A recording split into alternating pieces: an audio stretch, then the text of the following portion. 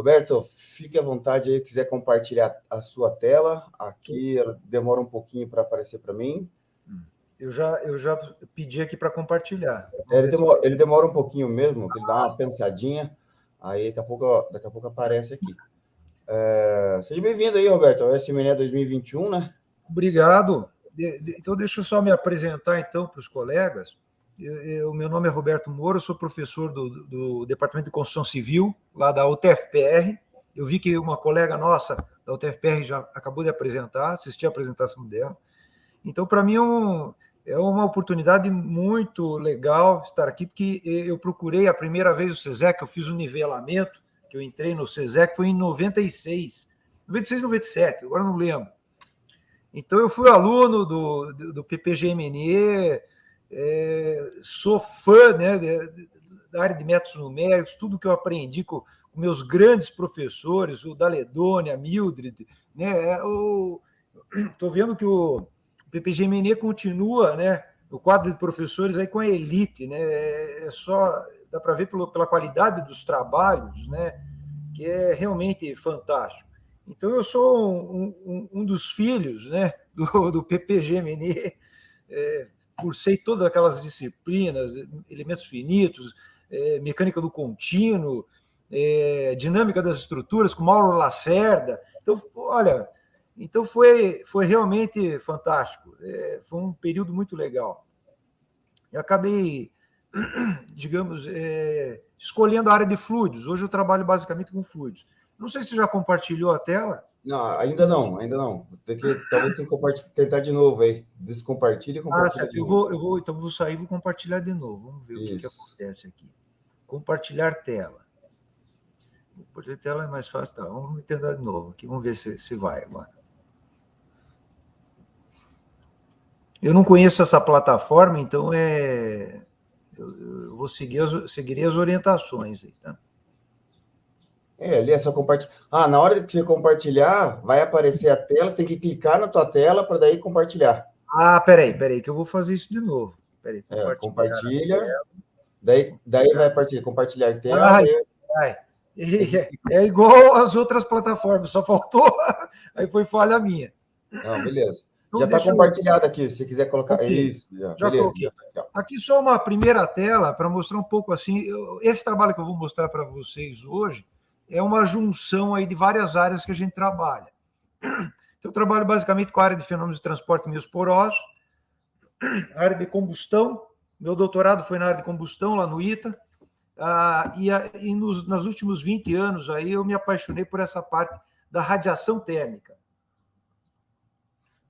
A radiação térmica, desculpe, é o grande desafio aí pela dependência, né, funcional que existe, né, da intensidade da radiação. Então, é direcional, espectral e espacial. E pode ser temporal também, né? Laser pulsado, tem áreas aí que daí a velocidade da luz, né, apesar de ser o valor ser alto, você às vezes tem um tempo muito curto, então tem que considerar isso. Então, esse trabalho aqui eu vou mostrar, isso aqui não foi publicado em revista ainda, são alguns resultados que eu venho obtendo, tentando unir aí dois trabalhos meus. Um que eu publiquei o ano passado, né, na área de radiação, que eu cravei finalmente a minha bandeira nessa área da radiação, que é uma área que se desenvolveu muito na astrofísica, o pessoal da cosmologia, o pessoal da engenharia nuclear, e com a área de combustão, né, que já é uma área que eu já vinha trabalhando. Bom, a área de meios porosos é mais digamos, uma área aí que também a gente eu venho trabalhando há muito tempo, então exige toda uma modelagem matemática, tem várias técnicas.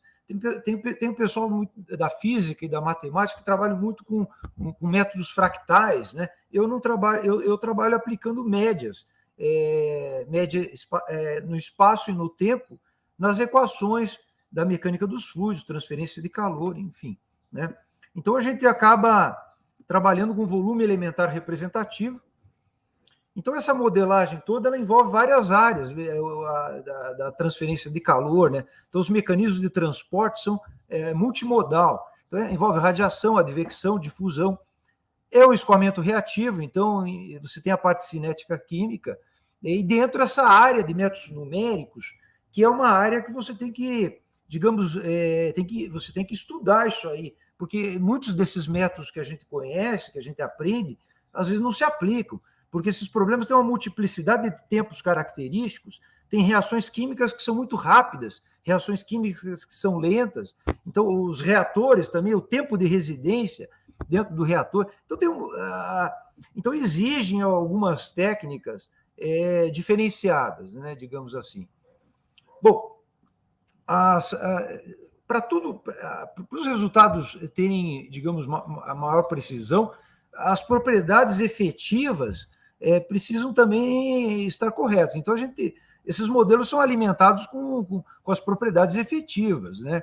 Então, você tem a fase sólida e a fase fluida. Então, por exemplo, uma condutividade efetiva tem que ser determinada de uma maneira correta, né? Então, é legal que isso aí se desenvolveu muito nos últimos anos, né?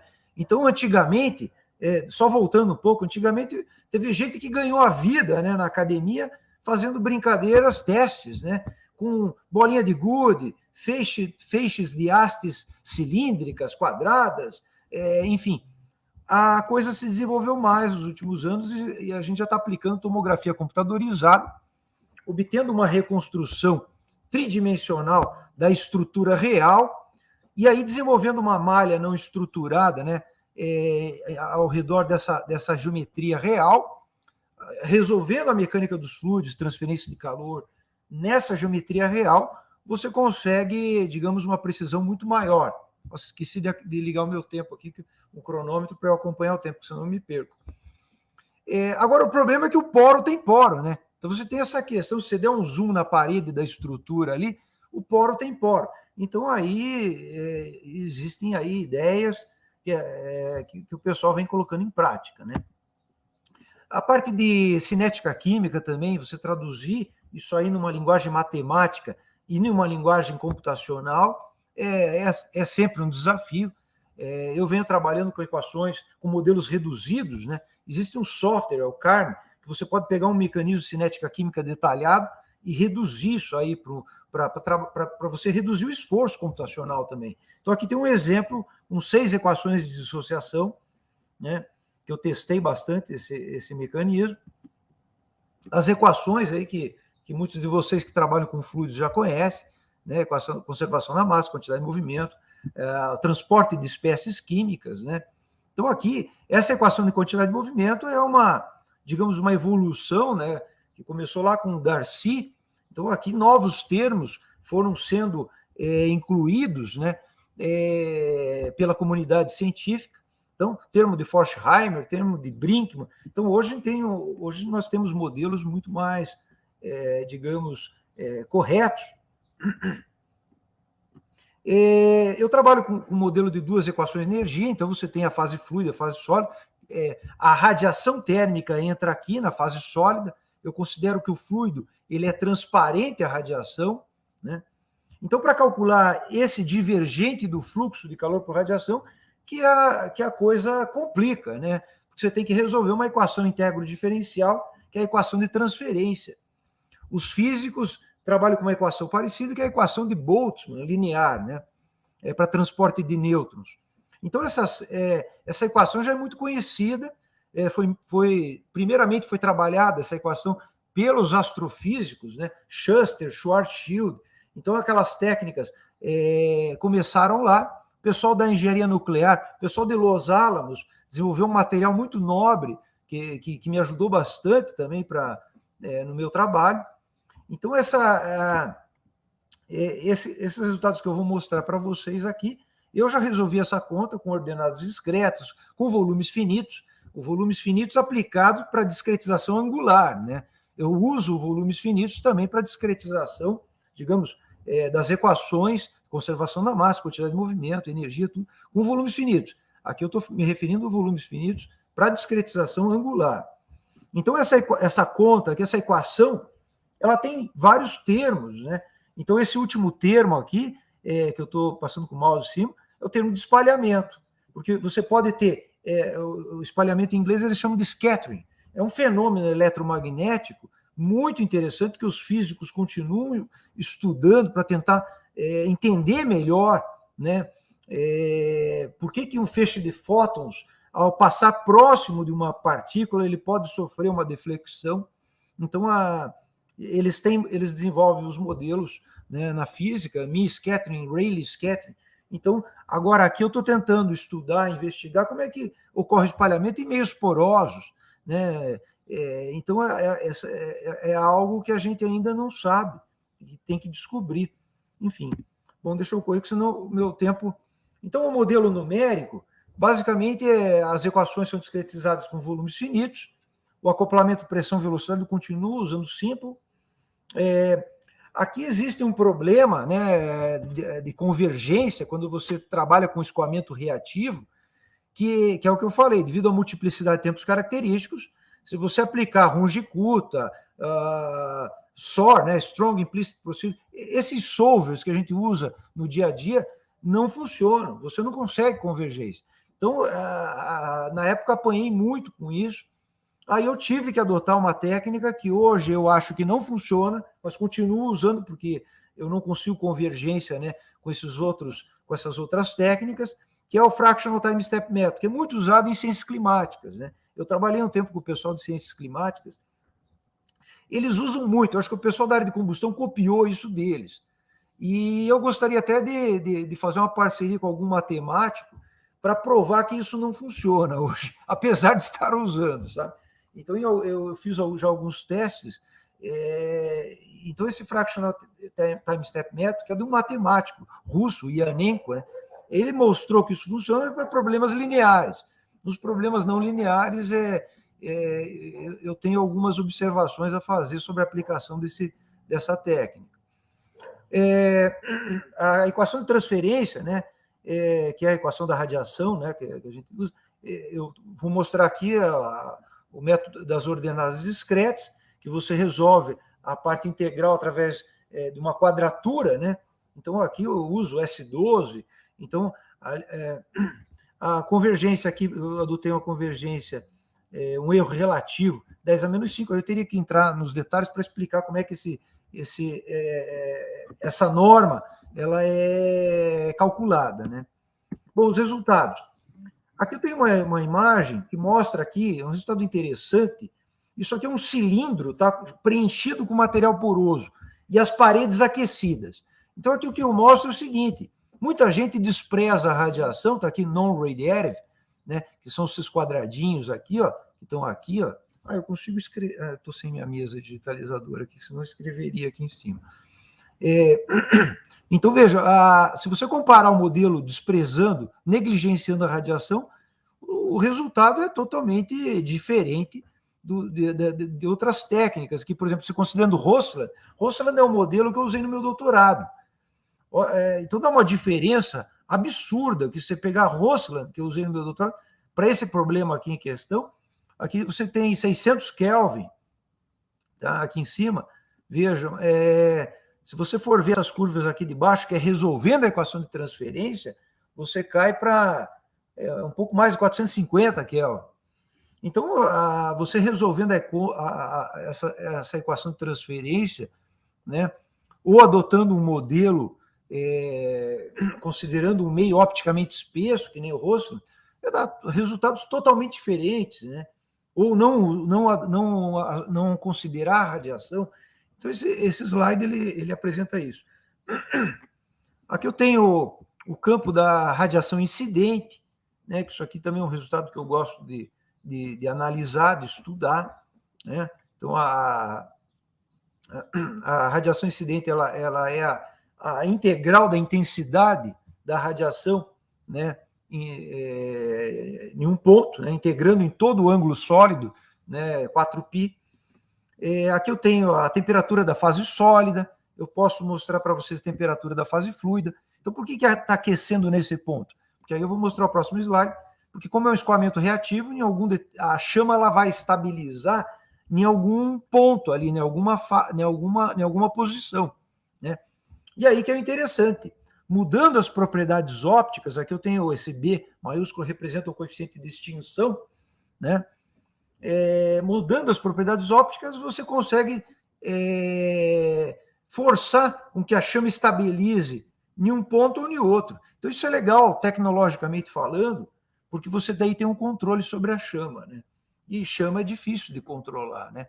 Então, isso aqui é uma tecnologia, se você empregar um material poroso, escolhendo bem as propriedades ópticas, você pode definir aonde que você quer que essa chama estabilize.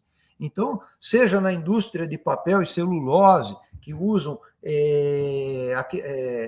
secadores, né? Seja em aquecedores de água residenciais, alguns modelos já têm material poroso.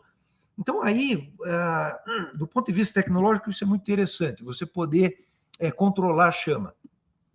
Então, as conclusões, aqui tem várias conclusões, né? Então, essa dependência das propriedades ópticas, a localização onde a chama estabiliza, né? Essa dependência com as propriedades ópticas é algo interessante. Então, aqui tem outras conclusões aqui, né, do coeficiente de extinção sobre o quanto que essa energia é atenuada ou não, né? Enfim, eu apresento algumas referências, tá?